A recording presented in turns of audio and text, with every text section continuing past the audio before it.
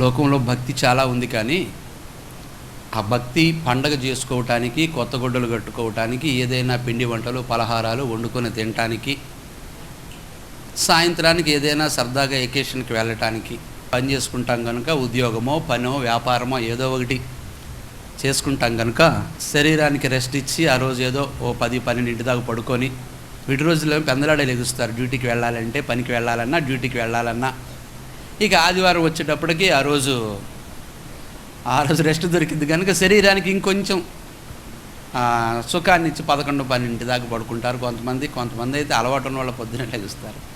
ఇక ఆ రోజు ప్లాన్ చేసుకుంటారు, ఎలా వెళ్ళాలి, ఏంటి, ఎలా గడపాలి, ఏం తెచ్చుకుందాం, ఏం తిందాం, ఏం కట్టుకుందాం, ఎక్కడికి వెళదాం, ఏ స్నేహితుల దగ్గరికి వెళదాం, లేకపోతే ఇంకో స్థలాలకు ఎక్కడికి వెళదాం, ఎక్కడికి వెళదాం అని ఆలోచిస్తూ కూర్చుంటారు.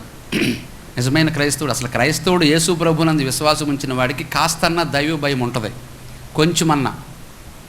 ఏంటో తెలుసా దైవ భయం? ఆదివారం వచ్చిందమ్మో ఆదివారం, ఈరోజు మనం తర్వాత పనులు తర్వాత ముందు ఆదివారం చర్చికి వెళ్ళి కాస్త 2-3 గంటలు దేవుడి దగ్గరికి గడిపి అప్పుడు తర్వాత వ్యవహారాలు తర్వాత చూసుకుందాం అని కాస్త కూస్త దైవ భయం ఉంటుంది. కాస్త ఇంకొంచెం లోతుగా ఆత్మీయతను కోరుకునేవారు ఏంటంటే ఆదివారం ఎప్పుడు వస్తుందో అని ఎదురు చూస్తూ ఉంటారు. మీరు అలాగే ఎదురు చూస్తారంటారా?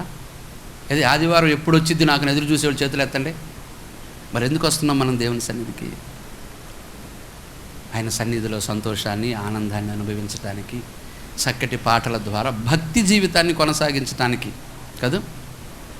6 రోజులు మీరు పని చేసుకోండి, 7వ రోజు విశ్రాంతి దినాన్ని పెట్టాడు దేవుడు.